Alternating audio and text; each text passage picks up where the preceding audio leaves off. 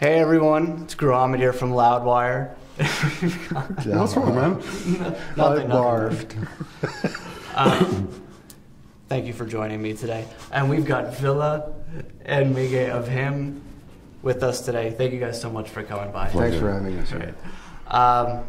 So first of all, you've got some reissues coming out. Reissuing the albums, Greatest Love Songs, Volume 666, yep. Razor Blade Romance, Deep Shadows, and Love Metal on the End Records. Why is now the right time to release them? They gave us a good deal. And Right. originally, when we started touring here, the label back in the day, they didn't really push the old albums that much. And then we signed over to a label called Sire under Warner's, I think 2005 or whatever. And that was the first time that, there was some people in a label here in the US that started working for us. So they kind of like, you might want to call them like lost classics. I'm not sure how classic they are, but anyway, so that's the reason to reissue them with some, extras and bonuses. We're trying to figure out which and what and when and blah, blah, blah. We'll be recording all our gigs now. So just figuring it out, and also with the, gonna work on the vinyl box set, right? Yeah. So I hope it's get some exclusive stuff on that too. So, cool. And I know with Volume 666, it was so heavily conceptualized with the 666, recurring stuff with the length and the actual file size and all that.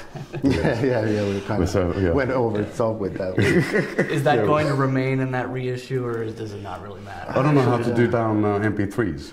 How'd you pull that off? It wouldn't look the same. It doesn't work the same. Okay. So because we wanted the Hellraiser sort of effect, They had the box lament, but we all of a sudden, it seems like there's something awfully satanically wrong with the CD when it starts just skipping songs and all of a sudden, becomes all crazy and stuff. So awesome. we'll see. Obviously we will keep the Lord downstairs involved, but yes, to what extent, I'm not quite sure. Yeah.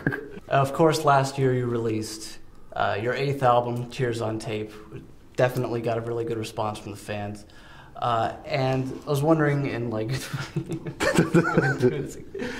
20 years or whatever, when people are writing about the career of him, or maybe someone's writing a memoir of him. Epitaph.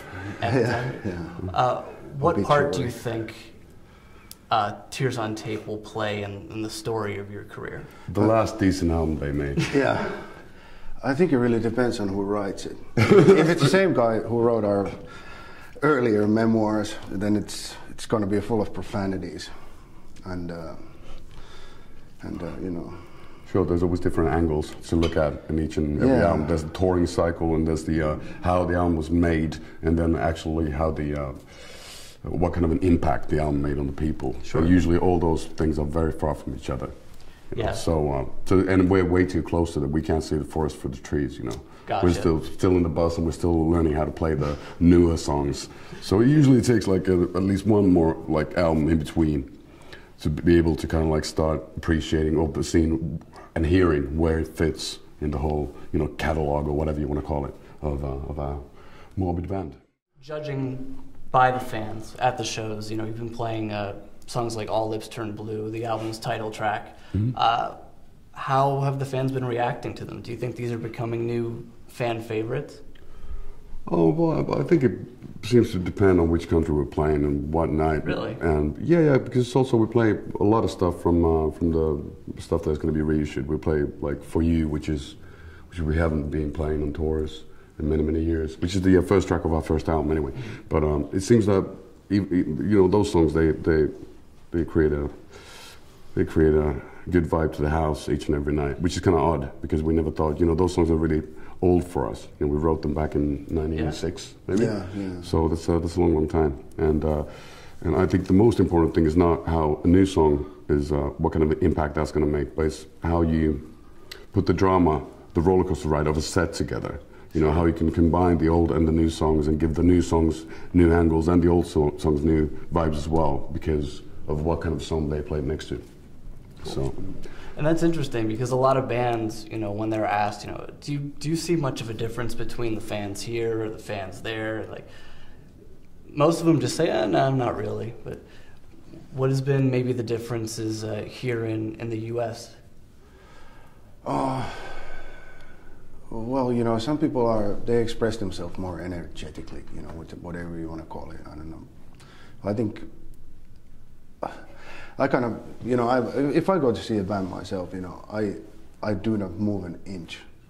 I'm standing like this, and I'm like, maybe I'm nodding my head, you know.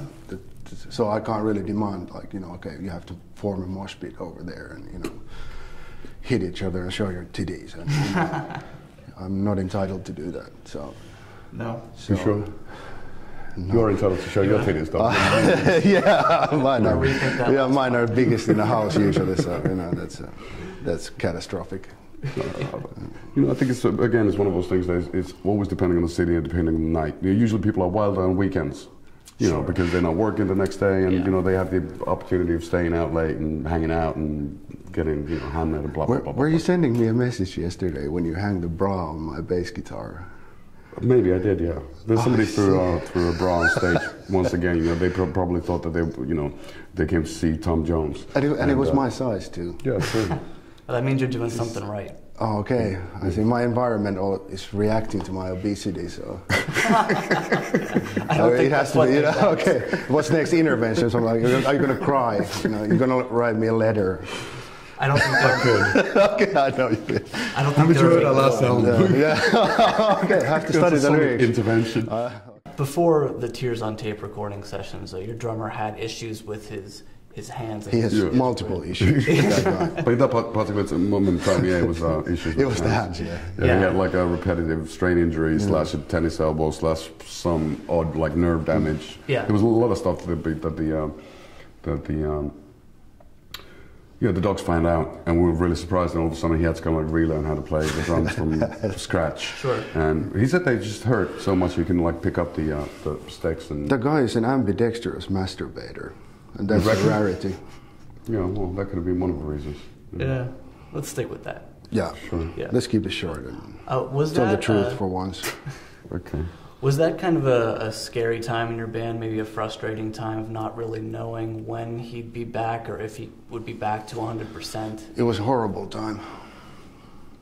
At least for, you know, it was scary. A blessing in disguise, you know. I think you always have to try to find the positive out of the negative, you know, the thing that when he got himself back in shape and everybody went back to the rehearsal place and we realized that, you know, we still sound like a band and I think that gave everybody an extra boost after all the sort of existential crisis or whatever we went through. So in that sense, there was a positive outcome and the positive outcome, the document of that is Tears on Tape. So in that sense, it's okay. You know, I'm sure that the album would have been way worse if he would have had his hands in shape and we would have started, maybe we would have recorded it too quick and not really worked on the songs as much. So that kind of like gave me the extra time of working on the ideas a bit more. And I'm not sure, you know, for certain they would have been two different albums. So. Wow.